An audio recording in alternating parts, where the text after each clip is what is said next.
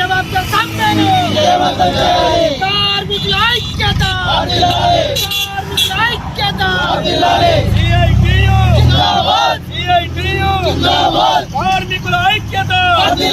కార్మికుల ఐక్యత ఫిబ్రవరి 6న జరిగే దేశవ్యాప్త సమ్మెను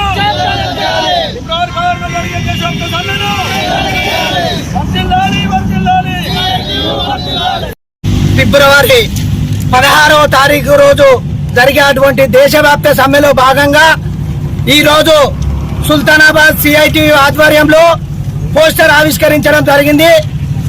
10 సంవత్సరాల నుండి కేంద్రంలో బీజేపీ చేస్తున్నటువంటి కార్మిక కర్షక వ్యతిరేక విధానాలకు నిరసనగా 9వసారి 16వ తారీఖు రోజు దేశంలో ఉన్నటువంటి కార్మిక వర్గం మొత్తం బంద్ చేయాలని జేఎన్టీ యాక్షన్ కమిటీగా జాతీయ సంఘాలన్నీ కలిసి ఈ నిర్ణయం చేయడం జరిగింది.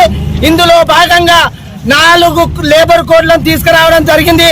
నల్లుపై చట్టాలను 4 లేబర్ కోడ్లుగా చేసినటువంటి కేంద్ర ప్రభుత్వం మెడలు వంచి ఇక్కడ ఉన్నటువంటి వ్యవసాయ కర్షక మహిళా కార్మికులందరూ ఈ సమ్మెలో పాల్గొనాలని, అదే విధంగా గ్రామ పంచాయతీ వర్కర్లు, ఇక్కడ ఉన్నటువంటి రైస్ మిల్ పారిశ్రామిక ప్రాంతంలో చేస్తున్న వలస కార్మికులు, ఇక్కడ ఉన్నటువంటి ప్రతి ఒక్క కార్మికుడు ఈ సమ్మెలో పాల్గొని సమ్మెను జయప్రదం చేయాలని ఈ పోస్టర్ ఆవిష్కరించడం జరిగింది.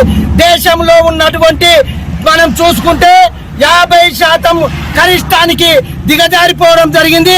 ఆ రోజు 2 కోట్ల ఉద్యోగాలు ఇస్తానన్నటువంటి కేంద్ర ప్రభుత్వం ఈ రోజు ఇక్కడ ఉన్నటువంటి కార్మిక వర్గానికి మొత్తం నష్టం చేసేటువంటి కార్మిక చట్టాలను తీసుకురావడం జరుగుతుంది.